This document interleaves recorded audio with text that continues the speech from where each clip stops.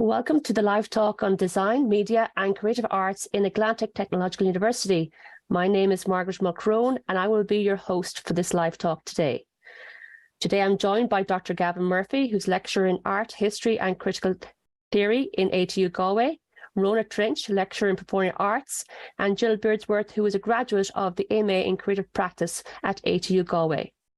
So today we'll be chatting about some of our part-time and full-time courses currently open for application in the area of design, media and creative arts, and the opportunities available across all campus locations. So before we get started, I'll just mention some housekeeping. This session will be recorded, but attendees will not be visible. Our talk will last for approximately 30 minutes, and we're not taking questions within this talk itself. However, if you want to head to the live Q&A session of our virtual evening platform, you can submit any questions there and our team will be delighted to get back to you. So firstly, we go to you, Padraic.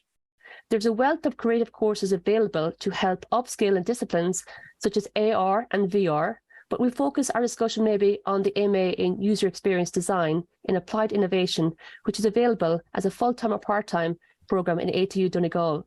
So can you tell me who this course would actually be suitable for? Thanks, Margaret.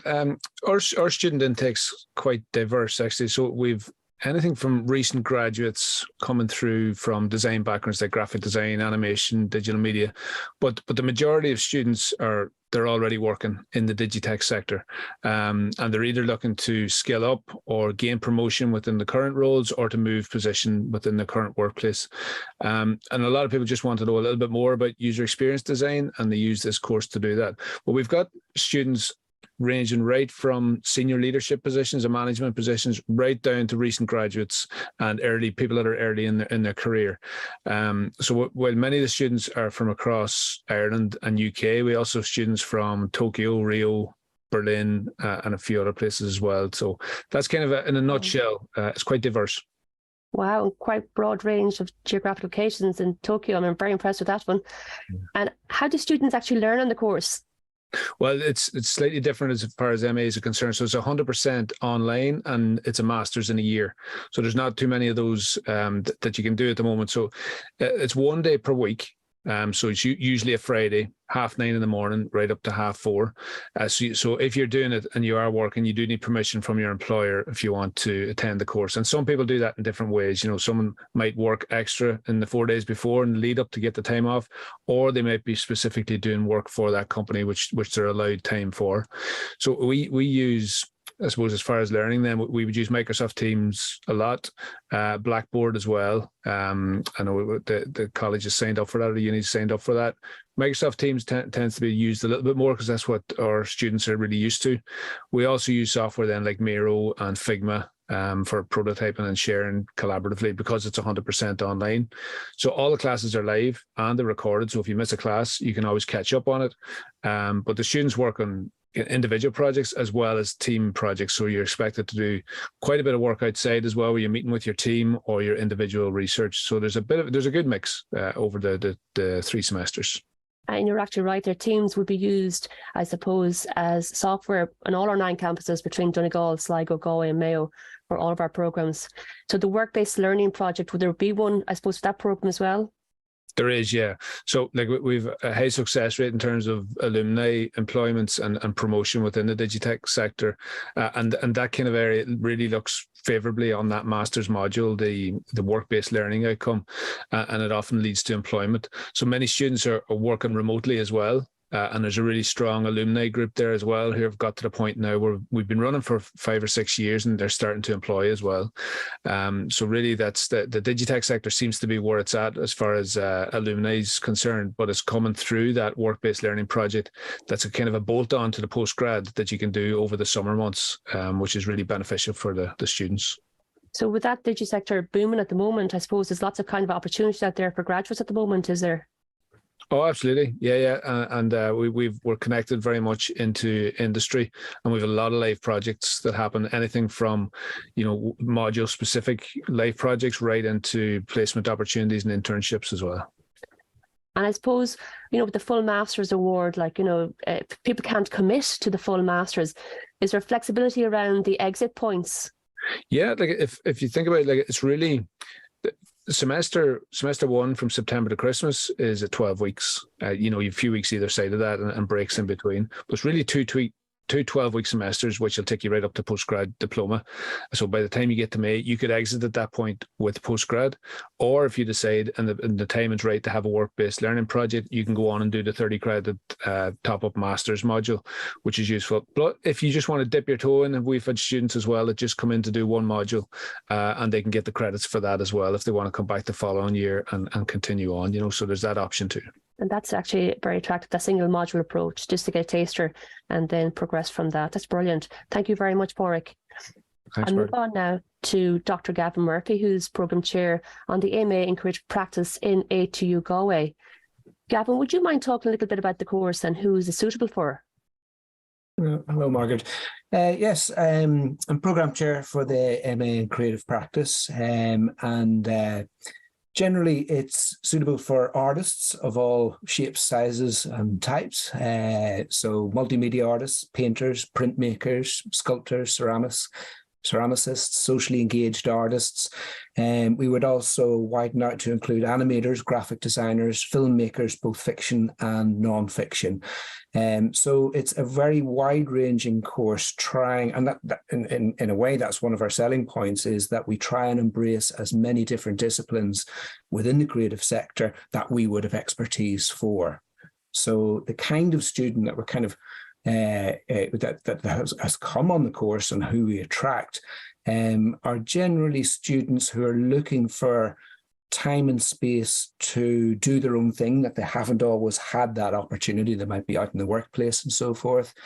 We will have students who are looking to renew their practice after a number of years out in the field, and hoping to take on board fresh ideas, new perspectives.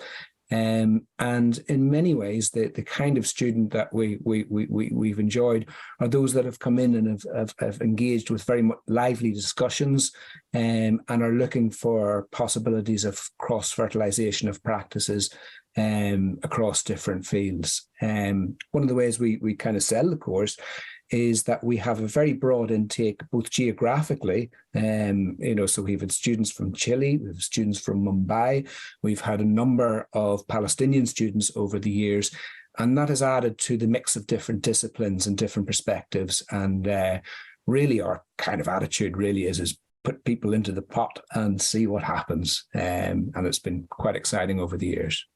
That's brilliant. I love to hear that the geographic span is so worldwide. It's great to hear that. It's brilliant. But what would the entry requirements be for that programme? Generally, what we would require is a student who has got a degree of 2-1 and above in a suitable discipline.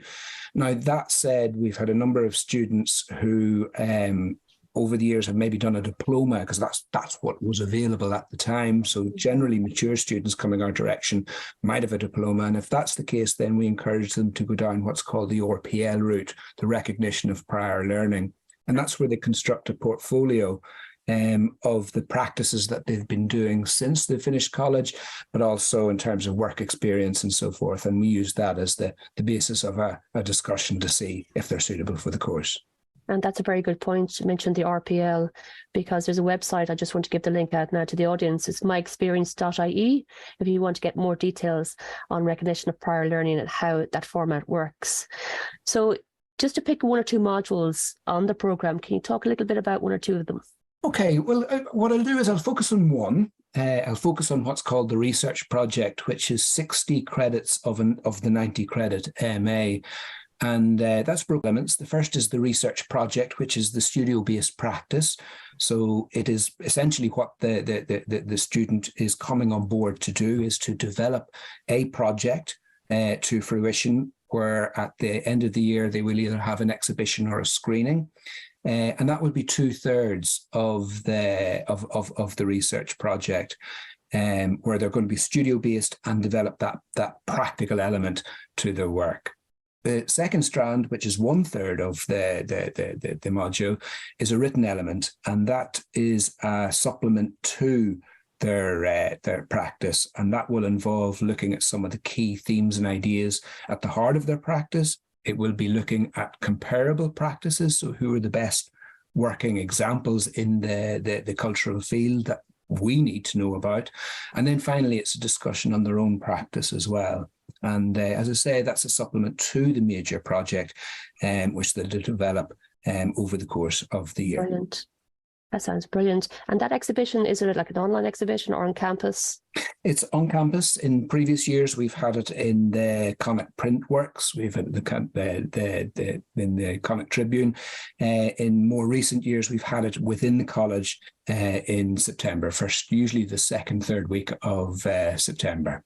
Brilliant. And that probably creates a great networking opportunity as well with other Absolutely. artists and academics and people from industry as well. Very much What so. opportunities are there actually for graduates then once they graduate in that programme? Okay. Well, because of I suppose the diverse range of students, there are a diverse range of employment prospects for them.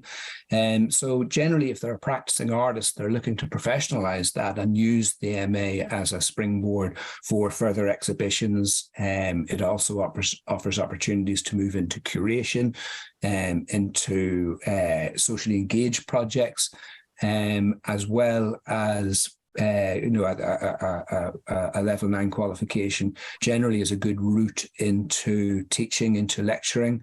So those would be some of the fields. And of course, because if we're filmmakers, they're going to be looking to work within the documentary sector. They're going to be looking to develop scripts, production material, and so forth for I suppose major productions. So a very wide scope. And generally, what we find is that the students that come on board the course have pretty much a clear idea of where they want to go afterwards. Or what can happen as well is that the course actually stimulates a kind of questioning and a shift in direction. But as with the creative sector at large, there are plenty of opportunities, and the kind of person that will do well is those that have, I suppose, the get up and go to make things happen on their own terms. Brilliant. Thank you, Gavin. That's been very insightful. And up next actually is one of the graduates from the MA in Creative Practice. And I love hearing from the student's point of view, because for us in ATU, it's about that student experience that excites us. So Jill, welcome, and thank you very much for giving your time to join us this evening. No problem. Can you talk to me a little bit about your experience and why you chose to study the Masters? Yeah, well, I chose to study the Masters because I had quite an established career as a documentary maker and video editor for a number of years. And I felt like I wanted a new challenge. I wanted the time and space, as Gavin mentioned, to look at my own practice and in a way recast it, challenge myself, do something different, and to do it in a supportive environment where I was free to try things out and not worry about deadlines or funders or, employment. It gave me the time and the space and the freedom to do something completely different, even though what I chose to do on the MA was linked in a way to my own practice, but it was taking in socially engaged model of working. And I suppose I did something completely different to what I was used to doing in the past. Brilliant. And just in regards to your career now, how, Jill, has that impacted or benefited your career? Well, I was lucky enough when I was on the MA to be awarded the Radius project, which meant I was working with That's Life. That's Life is a group that work with adults who have intellectual disability on an arts programme. So I worked with a group of adults with intellectual disability, and we made a series of 6 short video portraits of the 6 participants, and the project won the Taylor Art Award, which is quite a prestigious art award for graduates in Ireland. And since then I've applied to Creative Ireland for funding, and I've got funding for a similar project that was also a moving portrait large scale outdoor exhibition that happened this year in February. So it gave me, I suppose, being on the MA course gave me the confidence to do something different, to push myself, to challenge myself. And well done on getting that award and getting that funding. That was a big achievement.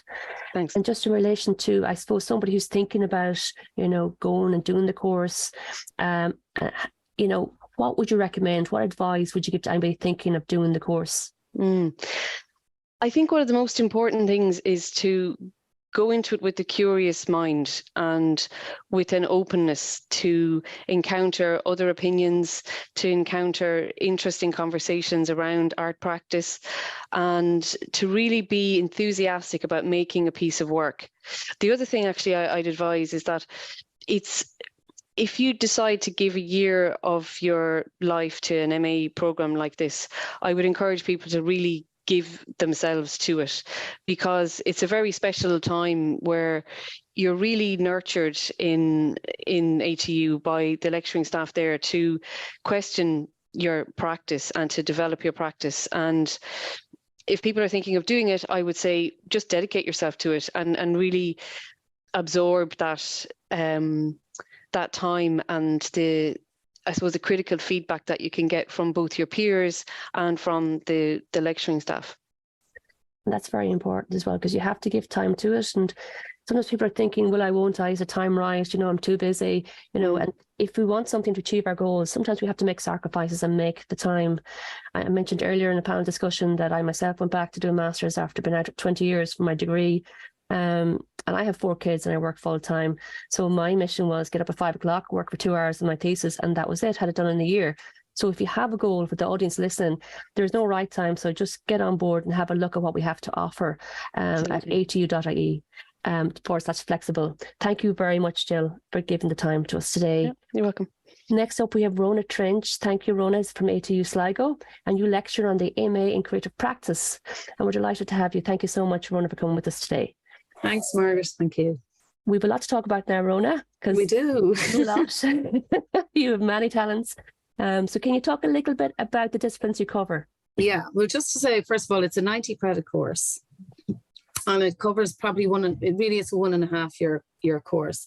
And it is an MA in creative practice. So there's a range of we'd call art forms that we engage with, ranging from writers, so that can be novelists, playwrights, screenwriters, short fiction, non-fiction, designers, very strong theatre design, because that's coming from the performing arts. I chair that as well, the BA in performing arts, in which we teach theatre design and acting and directing. So obviously we have those 3 performance related art forms included in this master's. And then we have interior architecture. We have an interior architect on the course at the moment, design and craft. English, traditionally, you can go down the traditional literature if you want to engage with this, fine art and film. So it seems like, God, we're trying to be everything. But I guess what we are is we're all creative practitioners, and all of us who lecture on the staff are also working in the industry in some form or other. Right, yeah. And the other thing we like to do is, of the 16 that we take in each year, we like to see a mix of creative artists in front of us. So I love to write. I like to playwright. I like to write a little bit on short fiction or a story, and I direct. But I don't do that on my own. I respond to the world around me. I worked with actors and performers. I suppose the nature even of writers, which might seem solo, isn't. You're speaking to that collaboration of a world out there.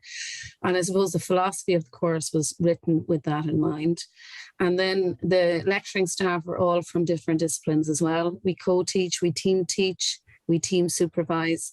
So, if you come in with a particular goal in mind, you might be an interior architect, but you might like to do a small bit of writing. As long as we know your major art form in your statement of intent, we feel we can find you a suitable supervisor, and then we'll always have a co-supervisor. And sometimes that supervisor pairing might be a 70-30 split. It depends on your statement of intent, but we really try and match that kind of support with what it is you're trying to achieve. So that's one of the things about I guess the disciplines we cover and why. That's brilliant. And what I love actually about the ATU academic teams is that they have the real life experience, and they bring that raw, real experience into the classroom environment. And that rich knowledge is so beneficial to our students. I suppose before we aligned as ATU, when we were the ITs as such, we had that great practical knowledge from our academic team, and we still hold that. I think it's kind of a unique selling point with Atlantic Technological University that we have that knowledge in the classrooms. Yeah, I totally agree with you. And it's a big thing that the student knows. Like, I know how to fill out a funding application to get money from the Arts Council, have successfully done that and put on a show. And so I'm not reading it from a book. It's literally practice-based realities that are, your experience from doing it in the past is brilliant. Yeah, that's brilliant. It's a big plus. And just in relation to the Masters itself and the structure of it, could you just talk us through the structure of the Masters programme? Yes, sure. It's so, like I suppose Gavin said, ours is also on a Friday. It's full time, and it is a kind of a case, if you are working, you get permission from your employer because it is a full day. It really is a full day. We do teach in person and online. We currently have a student from Austria, we've one from the UK. They're doing it online, but we have in person. So they're live streamed while we're in the room. Mainly though, we like at the moment it's in person mostly. And so, yeah, you need to get a 2-2 minimum to come onto the program. But like that, if you have 30 years or 20 years experience, we will look at that, what you mentioned already, the RPL system, which will look at your CV, I guess, and your arts practice experience over those years. And probably you would be suitable if you have that amount of years experience. We teach from mid-September to December, there's 3 modules. And then January to May, there's another 3 modules. And then over the course of the summer, you'll do your dissertation practice. You have been assigned your 2 supervisors, and it's the structure and the timetable and how you're going to do that has been all sorted. And then you come back mid-September and you showcase it. So we actually have a lot of practical showcasing. So there's certain modules where we'll say in the first semester, one is called Play, Space and Culture. The end of that 6-week semester, they take over the Yates building in Sligo and they actually curate it, and they bring us around the building and show their work to a public audience. So they have to PR it, curate it. That's brilliant. Yeah, so it's real life experience of curating. And so similarly then at the end, all the lecturers come, and it's a public event actually in mid-September where they showcase their creative practice. Now it's an excerpt of, as you can imagine, the big dissertation practice. The co-supervisors would see the full thing, and then you'll see an excerpt of it in front of a team. And then following that, you'll write a reflective piece. Again, while we say practice, I mean, research is embedded in the practice. The practice is the research, but obviously you would research along the way. And like that, you would showcase or contextualize your work very clearly. So your influences, your inspiration, your visuals and all that. So that's part of your reflective dissertation at the end of the practice that's included, and that's submitted in November. And then that's it. That's the end of November. That's your MA in creative practice at ATU Sligo. That's the brilliant structure. Fantastic. And you know what? I really like that's on a Friday, my favorite day of the week. That's brilliant. Well, it's actually in our places, the suitcases can be heard on the Friday morning or the Thursday evening. All the undergrads are taken off and the masters take over. Brilliant. And I like the mention of international as well, because we do have a lot of international students, and tonight we have an international audience, which is very good. You know, we do attract a lot of international we've had a student literally from Australia who the poet Nuala Nigolan, Nessa Nigolan, and she wouldn't mind me mentioning her. Amazing woman, came over with a bit of Irish, but actually became really proficient at Gaelic and storytelling, and wrote a fictional novel based on a 16th century story. And she had Anne-Marie Kern, a well-established poet in Ireland, very well-published, Faber and so on, as her supervisor, but just an amazing project. Brilliant. That's a lovely story to hear as well. And she came over really during lockdown, and she said that this was her home, even though it was her great sort of grandfather that left Donegal. So, you know. Yeah, brilliant.